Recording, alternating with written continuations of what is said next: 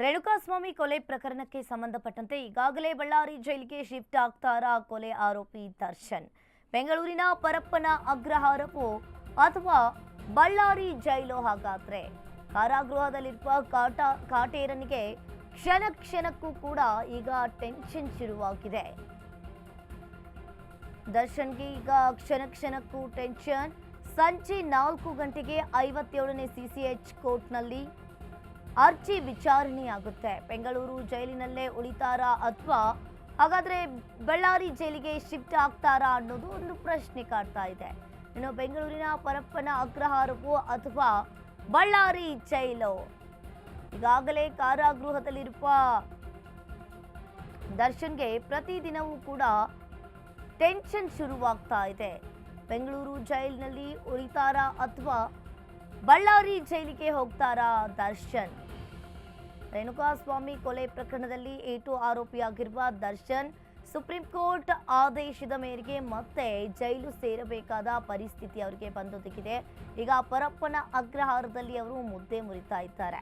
ಇನ್ನು 57ನೇ ಸಿಸಿಎಚ್ ಕೋರ್ಟ್ನಲ್ಲಿ ಇವತ್ತು ಅರ್ಜಿ ವಿಚಾರಣೆಯಾಗುತ್ತೆ. ಅರ್ಜಿ ವಿಚಾರಣೆಯ ಬಂದ ನಂತರ ಬಳ್ಳಾರಿ ಜೈಲು ಅಥವಾ ಪರಪ್ಪನ ಅಗ್ರಹಾರ ಅನ್ನೋದು ಗೊತ್ತಾಗುತ್ತೆ.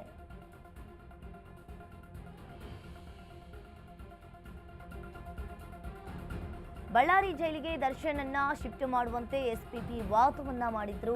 ಭದ್ರತಾ ದೃಷ್ಟಿಯಿಂದ ದರ್ಶನ್ ಸ್ಥಳಾಂತರಕ್ಕೆ ಎಸ್ಪಿಪಿ ಮನವಿಯನ್ನ ಮಾಡಿದ್ದಾರೆ.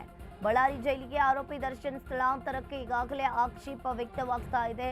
ಸುರಕ್ಷತೆ ಮತ್ತು ಆಡಳಿತಾತ್ಮಕ ಕಾರಣವನ್ನ ನೀಡಿರುವುದು ಸರಿಯಲ್ಲ. ವಿಚಾರಣಾಧೀನ ಕೈದಿಗಳ ಸ್ಥಳಾಂತರಕ್ಕೆ ಅವಕಾಶವಿಲ್ಲ. ದರ್ಶನ್ ಪರ ಪ್ರಬಲ ವಾದ ಮಂಡಿಸಿರುವ ಸಂದೇಶ್ ಚೌಟ್ ಇಂದು ವಾದವನ್ನ ಮಂಡಿಸಲಿರುವ ಎಸ್ಪಿಪಿ